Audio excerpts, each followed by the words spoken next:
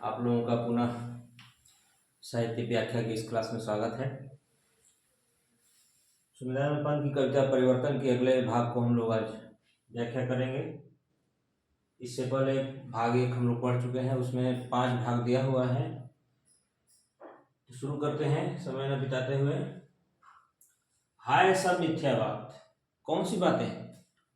कवि ने अपने पहले भाग में जो बातें कह चुका है, जैसे वेदों में विख्यात सत्य, जरा मरण से अपरिचित, चारों तरफ सुख ही सुख, समृद्धि ही समृद्धि, ये सब बातें जो उसने पहले पद में कहा, आज के समय में वह सब क्या है? मिथ्या बातें हैं। क्यों? क्योंकि सब कुछ परिवर्तित होता जा रहा है, बदलता जा रहा है। इसलिए जो पहले की बातें थी आज मिथ्या लग रही है। आज की जो बातें हैं हो सकता है आने वाले कल में मिथ्या लगे। इसलिए कवि लिखता है कि हाय सब मिथ्या बात। आगे समझाते हुए कहता है कवि, आज तो सौरभ का मधुमास, सौरभ माने सुगंधों का, मधुमास है, बसंत ऋतु है। लेकिन यही बसंत ऋतु हमेशा रहने वाली नहीं है। क्या होगा अगले ही पल? शिशिर में भरता सूनी सांस। बसंत ऋतु के बाद तुरंत शिशिर ऋतु आएगी और उस शिशिर ऋतु में यह जो सौरभ का मधुमास है वह सूनी सांस भरने लगेगा, लंबी लंबी सांसें लेने लगेगा, यानी दुख कष्ट का अनुभव होने लगेगा। वही मधु ऋतु की गुंजित डाल, और जो मधुमास में प्रकृति की जो डालियां, पेड़ों की जो डालियां भौरों के, तितलियों के, मधुमक्खियों के गुंजन से गुंजित होती थी, वो डालियां, और जो कि झुकी थी जो यौवन के भार, यौवन के माने फलों के लगने से, फूलों के लगने से जो डालियां मधुमास में झुकी हुई थी, वही डालियों की स्थिति क्या हो जाती है शिशिर ऋतु में? अगले पंक्ति में देखेंगे, अकिंचनता में निज तत्काल। अकिंचन माने जिसके पास कुछ भी शेष न रह जाए, जो एकदम निर्धन हो जाए।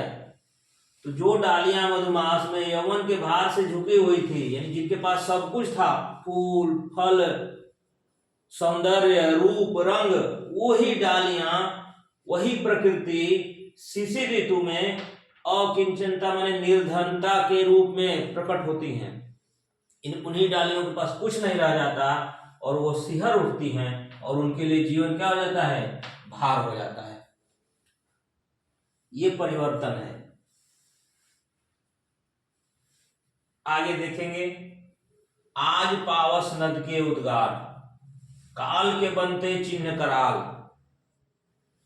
आज पावस, पावस माने बसंत ऋतु, बरसात ऋतु होता है, वर्षा ऋतु, जिसमें नदियां जो है जल से भर जाती हैं, कहीं कहीं बाढ़ की परिस्थिति आ जाती है, जल प्लावन होने लगता है, और वो नदियां जो पहले धीरे धीरे कलकल बहती थी, लोगों को आनंद देती थी, वही नदियां मृत्यु का चिन्ह बन जाती हैं, विकराल हो जाती हैं। तो यानी जिधर से वो नदियां जब बहती हैं वर्षा ऋतु में, तो बहुत से धन जन की क्षति होती है, अपने जो है मृत्यु के पग के चिन्ह छोड़ जाती हैं। प्रात का सोने का संसार, और यह पूरी सृष्टि, पूरा संसार जो प्रातः काल में सुनहरा दिखाई देता है, वही संसार धीरे धीरे धीरे धीरे जब शाम ढलती है तो कैसा हो जाता है? जला देती संध्या की ज्वाला। ऐसा लगता है कि वो संध्या की ज्वाला जो है पूरे संसार को जला दी हो। दोनों, यानी सुबह के सूर्य के कलर में, रंग में, और शाम के समय के सूर्य के रंग में ये अंतर हो जाता है। एक जो है सुनहरा कलर लिए हुए होता है, जैसे लगता है कि पूरा संसार जो है सोने का हो, और वही सूर्य जब ढलने को होता है तो जो है उसका प्रकाश जले हुए आग की तरह होता है। मध्यम हो जाता है और ऐसा लगता है कि पूरा संसार जो है जल रहा हो, जल गया हो। ये परिवर्तन है, इस परिवर्तन की बात करता है कवि। आगे क्या क्या परिवर्तन होता है? अखिल यौवन के रंग उभार, हड्डियों के हिलते कंकाल। चाहे वह प्रकृति हो, चाहे जीव जंतु हो, जब वह यौवन अवस्था में होते हैं, युवा अवस्था में होते हैं, तो उनके चेहरे पर सौंदर्य होता है, सुंदरता होती है। प्रकृति में भी सुंदरता होती है जब वो यौवन अवस्था में होती है। लेकिन वही जब अपने उम्र के ढलाव पे होते हैं लोग, यानी उम्र जब धीरे धीरे बीतती जाती है, तो शरीर का सारा सौंदर्य समाप्त हो जाता है। पेड़ पौधे भी जब पुराने हो जाते हैं, बहुत ज्यादा दिन के हो जाते हैं, तो उनका सौंदर्य धीरे धीरे समाप्त होने लगता है और बचता क्या है? हड्डियों के हिलते कंकाल। शरीर केवल हड्डियों का एक ढांचा मात्र है और वह बुढ़ापे में दिखाई देता है। और क्या होता है? कचों के चिकने काले बाल, और जो बाल चिकने होते हैं, काले काले होते हैं, चमकीले होते हैं, वही क्या होते हैं बुढ़ापे में? केचुली कास सिवार। केचुल की तरह हो जाते हैं, कास की तरह हो जाते हैं, काई की तरह सिवार घास होती है, यानी रूखा सूखा, एकदम बिना किसी चमक का, बिना किसी प्रकाश का हो जाता है। इस चीज को हम सभी लोग अनुभव किए हुए हैं। हम किसी ऐसे व्यक्ति को जिसे हम युवा अवस्था में देखे हों, और अगर उसको हम बुढ़ापे में देखते हैं, तो उसके सौंदर्य में, उसके रंग में, उसके जो है बालों के स्थिति में पूरा परिवर्तन हो जाता है। उसी का यहाँ जो है संकेत कवि ने किया है। और अंत में उसी के संबंध में लिखता है कि गूंजते हैं सबके दिन चार, यानी चाहे वह प्रकृति हो, चाहे जीव जंतु हो, चाहे मनुष्य हो, सबके दिन आते भी हैं और दिन जाते भी हैं। तो जब अच्छा समय आता है तो उसको कहते हैं कि गूंजते हैं सबके दिन चार, यानी कुछ दिन। दिन चार का मतलब कुछ दिन, एक तरह से ये मुहावरे का प्रयोग है। तो गूंजते हैं सबके दिन चार, और फिर सभी जो है हाहाकार, और फिर सबके जीवन में वही हाहाकार आता है। कौन सा हाहाकार?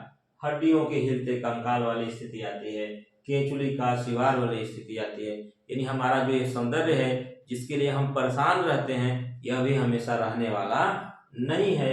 यह भी परिवर्तन के हाथों में पड़कर अपना रूप बदलता है, यह भी परिवर्तित हो जाता है। आज बचपन का कोमल गात।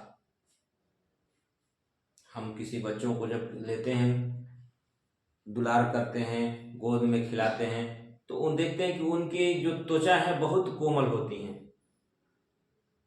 उनको स्पर्श करना में ऐसा लगता है कि वो कितना मुलायम है, कितना कोमल है।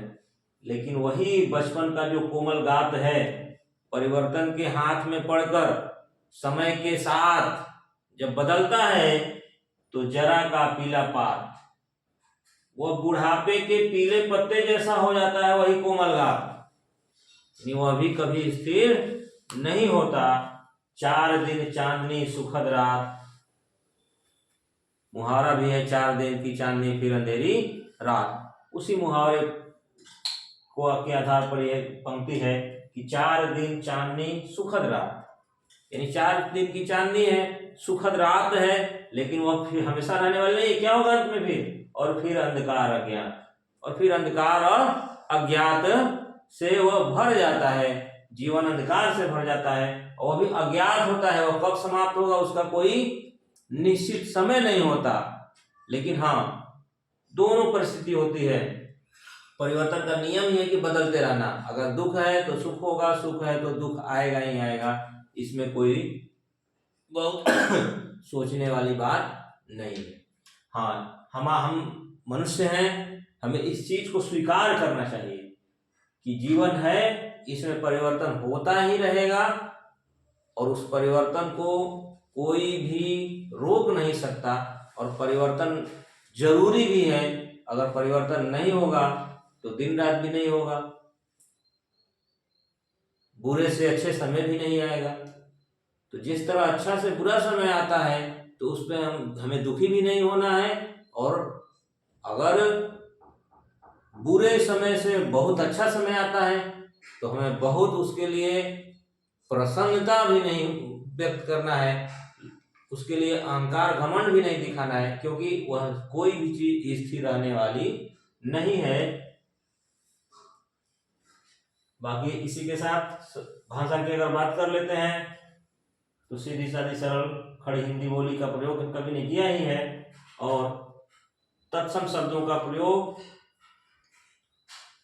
संस्कृत निष्ठ जो है जरा, केचुली, काश, शिवार, ये सब,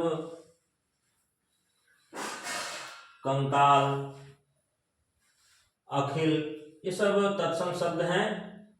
तो हम कह सकते हैं कि कवि ने जो है इस पंक्तियों में हिंदी के तत्सम शब्दों का प्रयोग किया हुआ है।